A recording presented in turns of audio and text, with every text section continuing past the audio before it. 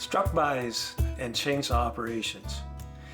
They're not new. They've been the #1 injury and fatality cause with the chainsaw operators as long as I've been in this business. That the case anyway since the late 1970s. Typical is that a tree brushes another tree top during its falling to the ground, or a hanging limb detaches as the angle of the tree falling changes and the limb or top section plummets to the ground in the area the operator was standing. A climber or bucket operator cuts a limb that lodges in another or flips back towards the operator. A broken top is leaning up against a limb or tree being cut, unrecognized in the plan, and the operator is struck. Most of these incidents are impacts to the head or upper body, causing serious head injury or fatality, and some are even crushing. They impact the operator, but also the families and co-workers of these unplanned events. #1 injury and death cause to logging on ground workers. #1 according to TCIA in the tree care and arboriculture industries. Even in firewood, storm cleanup, and lawn and landscape, struck-bys make up a majority of the incidents. In my opinion, many of the cuts and lacerations people tell about in chainsaw incidents were caused by limbs, logs, or trees twisting, and the chainsaw was pushed or pulled into an operator body part. Incomplete planning, insufficient tree or limb control, limited or no escape route utilized, an incorrect choice of cutting techniques and saw maintenance contributes to these struck-by accidents. Improper use of pole saws or pole pruners can result in struck-by incidents and electrocutions from trees and limbs striking power lines. Establish proper communication between arborists working above and those working below. It's one of the most effective ways to prevent struck-by injuries. Calling stand clear when dropping limbs and all clear once the tree is safe. Establishing communication is really the key. The type of communication strategy that will be used should be defined before work has begun so that all parties involved know what to look or listen for. When chainsaws or other power tools are carried aloft, secure them. That's the key. Pole pruners and pole saws need to be secured when they are hung to avoid dislodgement. The drop zone is the area where the tree section will land during pruning.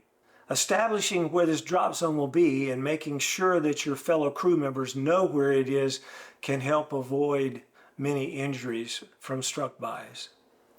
A widowmaker doesn't have to be a dead hanger. Can be green limbs that hit and break out because of felling direction or limbs brushing. Barber chairs or splitting trunk or limbs are a major cause of struck-bys. I've come across some interesting stories of struck-bys over the years, but one recently is from a very competent chainsaw trainer, certified arborist, and Husqvarna representative, David Breeden. David and his family are from Kingston, Georgia. He and his wife recently became grandparents, which makes it even more important to do their work safely.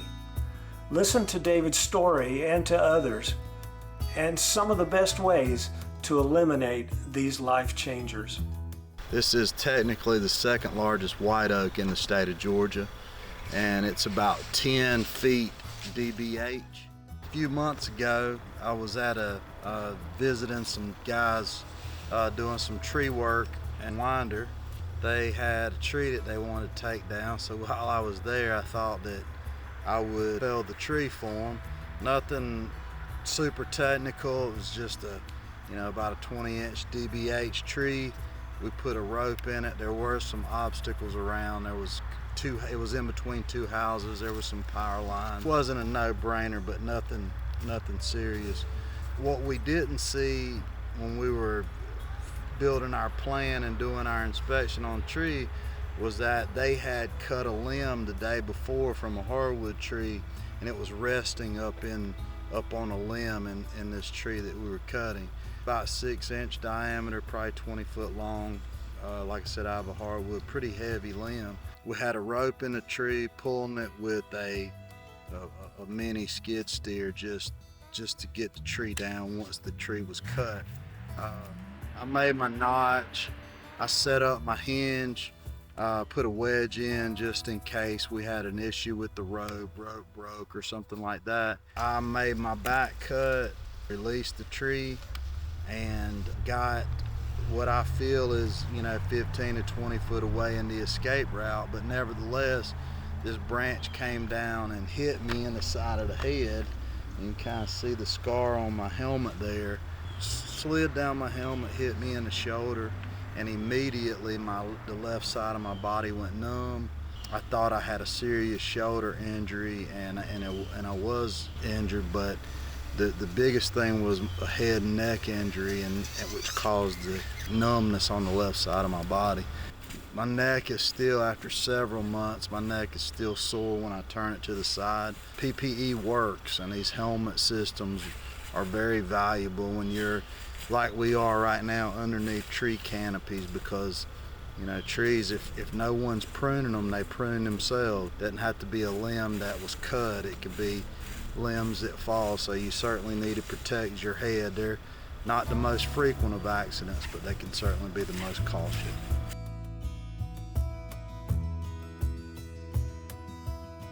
To show them that I wasn't hurt.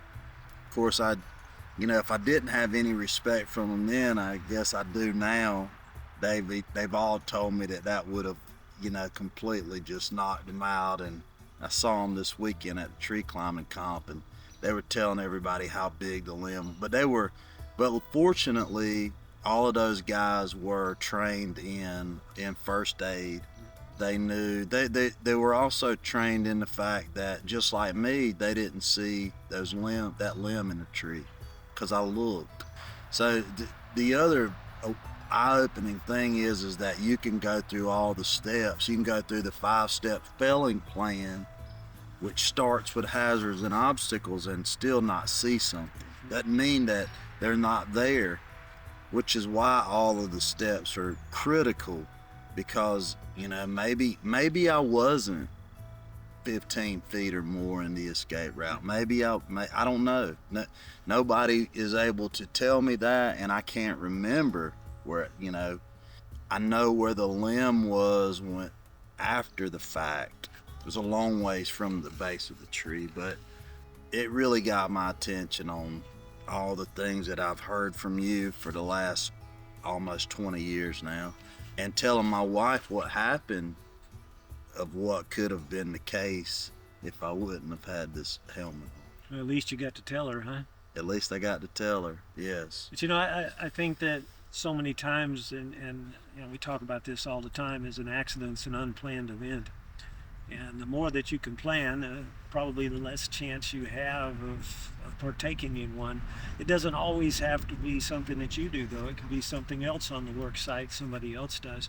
But it's, I've been talking about this for a good while, is that planning processes are so important that everybody in that area plans the same way. That way we're all looking for the same things, for the hazards, for the, different situations that could come about. And then you kind of divide off, and you got separate work that's going on. But when you overlook that whole area, the struck by potentials are something that we always look for. But I've had cases where I'm just cutting down limbs or hangers in a tree that basically spin around, and you didn't think it was going to go that way, but it did. That's what PPE is all about. It's not something to make you feel Superman. It's not something to say, oh, it's hot and it's heavy. It's basically the cheapest insurance that we can get. It's something that when that unplanned event happens, as it was in your case, hopefully it lessens the injury. And I had a situation last year. We met a couple over in Alabama, and basically he has a small tree service. I guess a week ago Monday, he was around the tree, and a limb came out and hit him in the head. And he went in the hospital, was in 4, 5, 6 days, some light surgeries, some checkouts to They were really concerned with a bleeding brain situation. And, I finally, I asked them, I said, what, did you have a hard hat on? No, and I remember that being that I've done it a long time. I've never had one. But, you know, it's always a potential there. And when people, you tell them you do chainsaw training or you work with chainsaws, people think about, oh, so and so got cut, or I run into doctors all the time and say, well, when I was working emergency room, you wouldn't believe this one, and you hear about the cuts, but majority of those are actually struck by injuries when you start talking to people. The weight of the limb or the tree went the wrong way, or whatever. It was our reaction to its action that really brought on that situation of a struck by. 100%. It's as I've been thinking about us sitting here having this conversation over the last couple of months, it's occurred to me. I mean, we all, if we love the industry, just the fact of people out running chainsaws, we all get that content coming through our phones or our computers, and we're watching it. It's very concerning to me, the amount of people who are influencing others who don't see the value of personal protective equipment, not to mention the techniques that are being subliminally taught. These people aren't professing to be experts. I mean, they're not training people. They're not saying this is how. They're doing it in their actions, and people are looking at that, and it's influencing them to do certain things.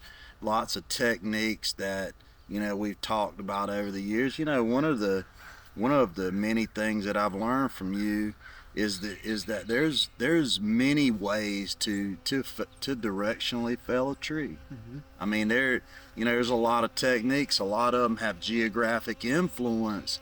It's important to understand what the goal is. If I'm felling a tree out here, it's either for the purpose of training someone to do it, or it's for the purpose of just removing it because it needs to be removed, whether it's a hazard or it doesn't offer me the value that I think it needs to. None of those reasons are for a production situation in making lumber out of it, right? And so certain techniques are being used for a specific reason, but if you just are trying to safely get a tree down and put it in a general area, and you're using certain techniques, then in some cases there's no need, for that. So you can have. I like to refer sometimes, and I don't get it like I should, but to the whole conversation about being unconscious, incompetent, that whole thing about where you learn, where you know nothing about nothing. Sometimes you're better in that case than you are knowing something but really not understanding why you do that. Yeah. Half cocked, they call it. Yeah, so, and I see that a lot. I see that a lot in this industry.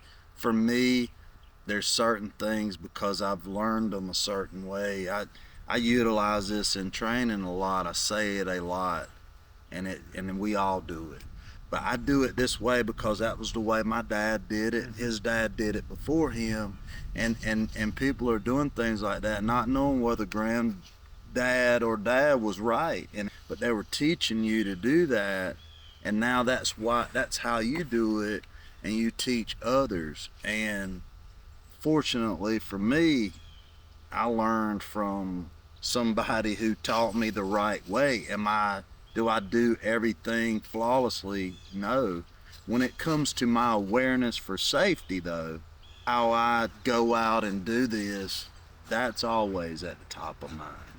And if you're interested in chainsaws, if you're interested in running chainsaws on your property, or you think you want to get in the tree care industry or something like that, because regardless of which side you're on, you can get into this business in the state of Georgia and most other states without a license.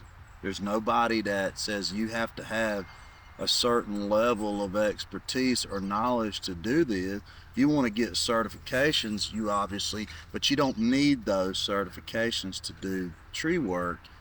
If you want to do that, you need to get you need to get training from the proper place, and you need to realize that the tree care industry is that the statistics are where they are due to the fact that there is a lot of potential for accidents. There's a lot of potential. So many moving parts. It's not always negligence and people just refuse to wear this or leg protection or whatever.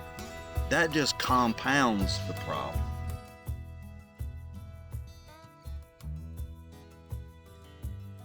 We were doing a prune job. One of the climbers come out of the tree on top of the roof, cleaning off the roof. You know, when you're on the roof, you can't really see who's on the ground. And he slid one of them off. When he slid it off, it landed on my head. You know, good thing I had a helmet on. Been real bad if that limb would have been a lot heavier, but it definitely hurt. One of those things where this business is so dangerous and there's so many eye openers, and that was one that I had.